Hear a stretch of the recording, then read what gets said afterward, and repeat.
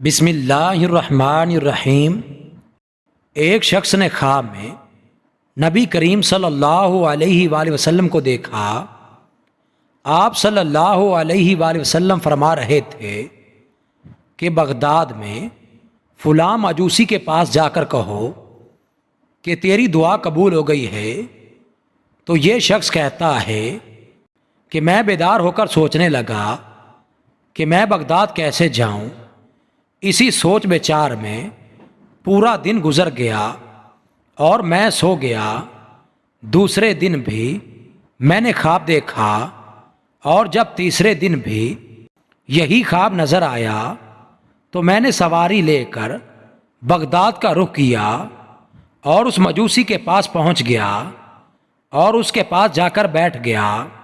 وہ بہت مالدار تھا۔ اس نے پوچھا کوئی ضرورت ہے؟ میں نے کہا اکیلے میں بتاؤں گا۔ تو کچھ لوگ چلے گئے اور اس کے چند ساتھی رہ گئے۔ میں نے کہا انہیں بھی باہر بھیج دو۔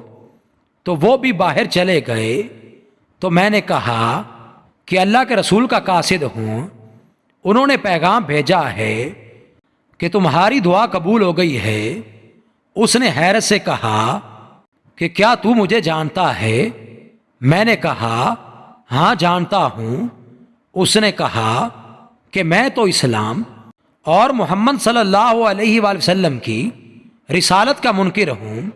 میں نے کہا کہ تم اس طرح کہہ رہے ہو حالانکہ رسول اللہ صلی اللہ علیہ وآلہ وسلم نے مجھے تمہارے پاس بھیجا ہے۔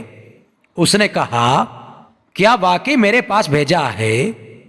میں نے کہا ہاں۔ تو اس نے کہا میں گواہی دیتا ہوں کہ اللہ کے سوا کوئی معبود نہیں اور محمد صلی اللہ علیہ وآلہ وسلم اللہ کے رسول ہیں۔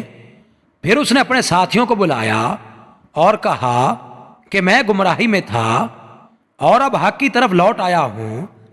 تم میں سے جو شخص اسلام لائے گا میرے مال میں سے اس کو حصہ ملے گا، اور جو اسلام نہیں لائے گا اسے میرا مال واپس کرنا ہوگا۔ تو اس کے ساتھیوں میں سے اکثر لوگ اسلام لے آئے۔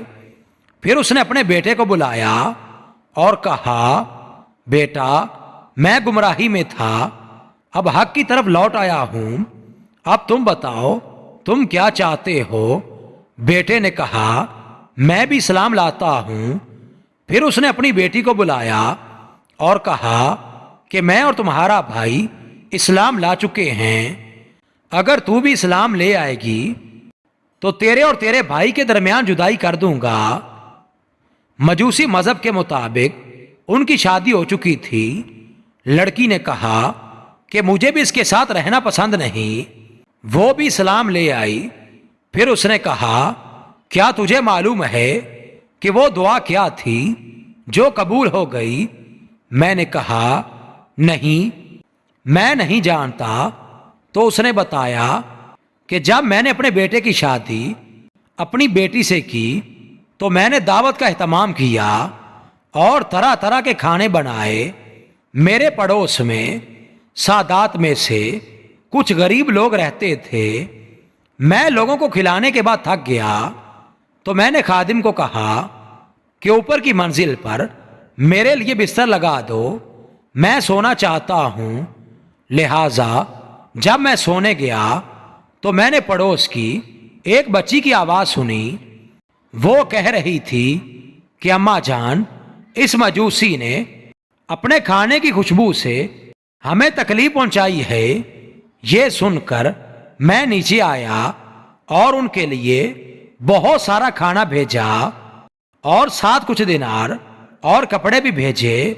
تو ان بچیوں میں سے ایک نے کہا کہ اللہ تعالیٰ تیرا حشر ہمارے رسول کے ساتھ کرے، اور باقی لوگوں نے آمین کہی۔ تو آج وہ دعا قبول ہو گئی۔